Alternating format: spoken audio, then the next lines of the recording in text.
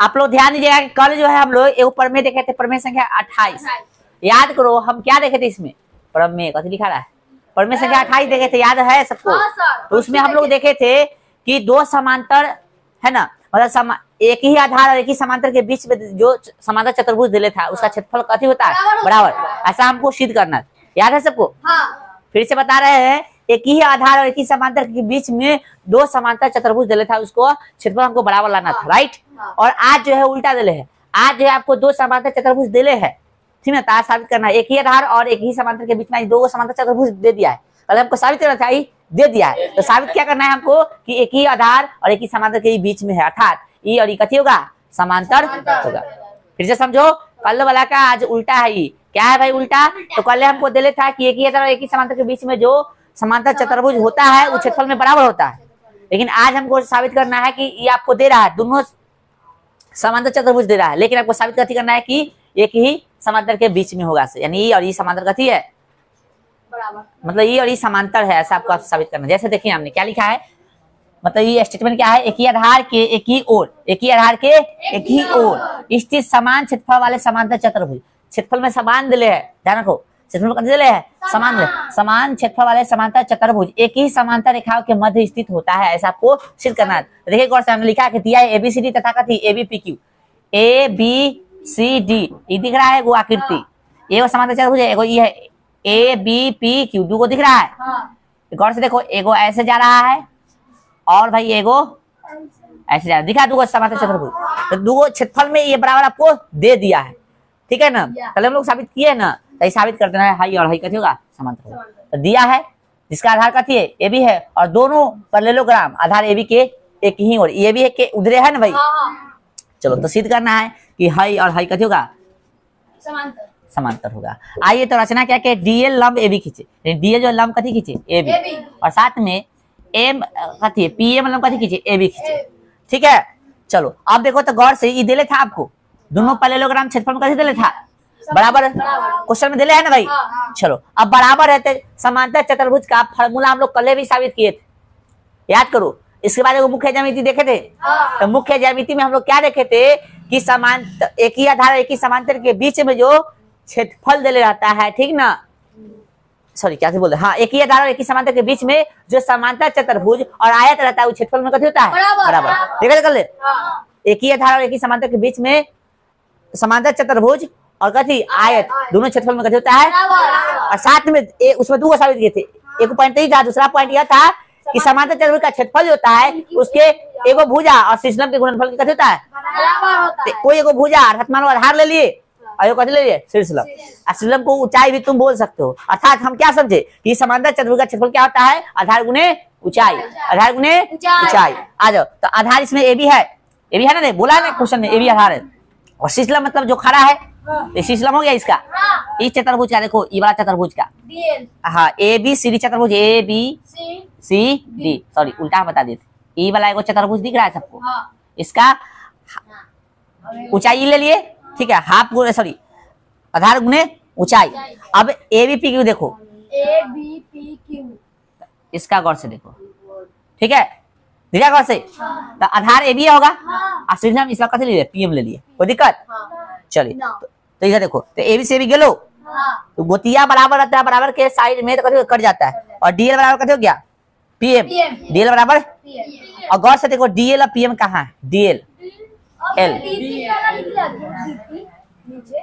कहाँ, अरे यहाँ का क्या है, अभी ऊपर है तो नीचे चलाता है, चलो गुस्सा आता है, पहले समझो ना, यहाँ पे DL दिखा कहीं, DL के नहीं है, नीचे होगा कुछ गलती से देखेंगे, यहाँ पे DL और यहाँ पे कहती PM कहाँ है, ठीक है, DL और PM लंब खींचे हैं, तो गौर से देखिए ई तंगा ऐसे ऐसे रहता है, ठीक ना, अभी ऐसे ऐसे है, तो याद कीजिए ई वाला और ई वाला, चाहे ए लेना लो, कोई ले लो, इधर भी लंब होगा उधर भी लंब होगा, पता है ना।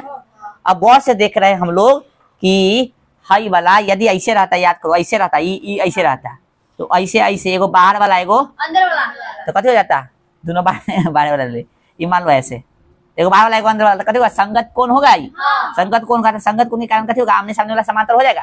संगत कोण यदि मान लेते हैं तो कथी होगा, हाई और हाई कथी होगा, समांतर होगा, तो कथी हो गया, इसका नाम कथी होगा पूरा का DP हो गया, तो DP समांतर कथी ए बी हो गया भैया, समझ आया कैसे हुआ से डीपी समांतर। अच्छा इतना समांतर इतना क्या हो, चाहे इतना समांतर इतना का बात कथी है सेम है, तो डीपी के जगह कथी कर सकते हैं क्यूसी भी हम लोग लिख सकते हैं, क्योंकि बराबर थोड़ा नहीं कथी है समांतर है, तो इतना के समांतर ही रहे चाहे इतना के समांतर ही रहे, पूरा एक दूसरे के समांतर होगा। समांतर का मतलब कथी होता है एक दूसरे को कहीं ना काटे।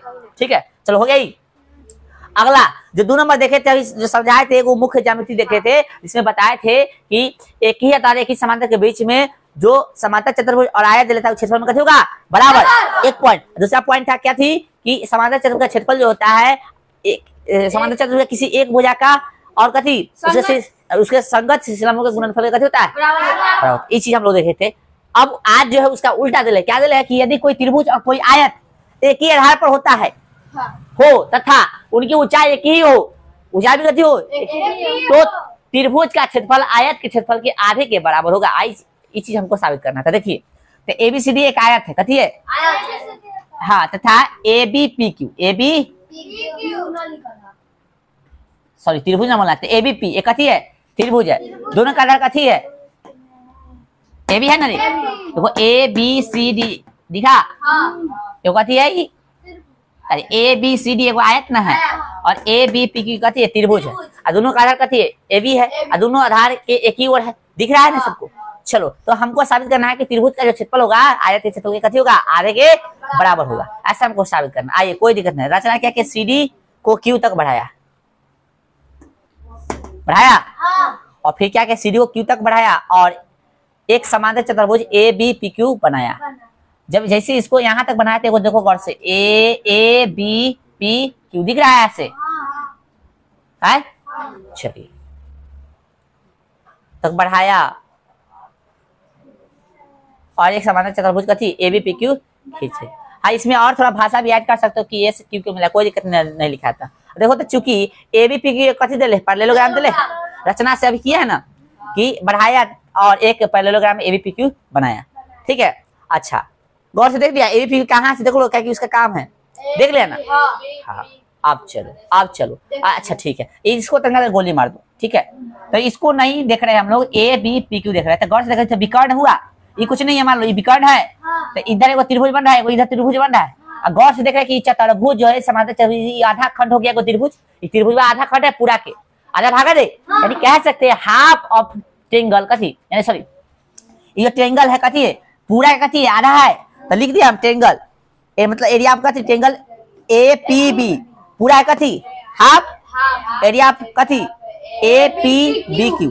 बोलो समझ में आया कुछ। अब देखो जस के तस कल एगो थ्योरम पढ़े थे मतलब एक मुख्य ज्यामिति पढ़े थे जो अभी बार बार हम बताए हैं कि एक ही आधार और एक ही समांतर रेखाओं के बीच बने आयत और समांतर चतुर्भुज का क्षेत्रफल कितना होता है बराबर। तो आयत भी तो समांतर चतुर्भुज है भाई देखो तो एक ही आधार हुआ ही एक ही समांतर हुआ तो इसके बीच में एक कथी बन रहा है ए बी सी डी बन रहा है चतुर्भुज मतलब समांतर चतुर्भुज एगो ए बी पी क्यू बन रहा है दोनों का क्षेत्रफल बराबर होगा। यहाँ लिख दिया चूंकि एक का क्षेत्रफल कथी है बराबर है इसलिए ए बी पी की जगह पर कथी लिख दिया हम A B C D just के तस यही तो साबित करना था। ठीक है क्योंकि आज विद्यार्थी बहुत कम है ना विद्यार्थी आज कथी है बहुत कम आया है छठ के कारण मतलब आज कथी है खरना है ना खरना के कारण से बहुत विद्यार्थी कम आया तो आज यही दो रहने दीजिए। ठीक है चलिए बस इतना ही विद्यार्थी सब है कि नहीं रे आज भर रहने दीजिए।